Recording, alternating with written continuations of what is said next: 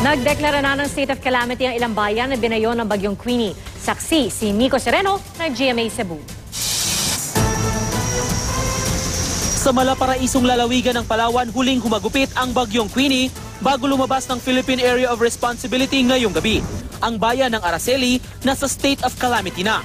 Mahigit 1,000 residente ang inilikas matapos wasakin ng bagyo ang kanilang bahay. Pati mga taniman nasira.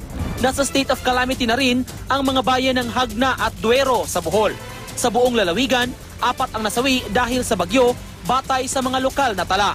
4 din ang kumpirmadong patay sa Negros Oriental dahil sa bagyo. Kahit maaraw na, abot tuhod pa rin ang baha sa ilang bahay. Malakas din ang hanging dala nito. Kita ang epekto niyan sa mga nagbagsakang puno, mga nasirang bahay at mga pinadapang tanim na saging at palay.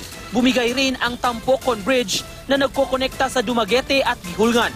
Marami ring natumbang poste ng kuryente na posibleng abutin daw ng 1 linggo bago tuluyang maayos. Sa Malabuyok, Cebu naman, nasira dahil sa bagyo ang Saliring Bridge. Tila matatagalan pa raw ang pagkukumpuni nito. Ako si Nico Sereno, ang inyong saksi.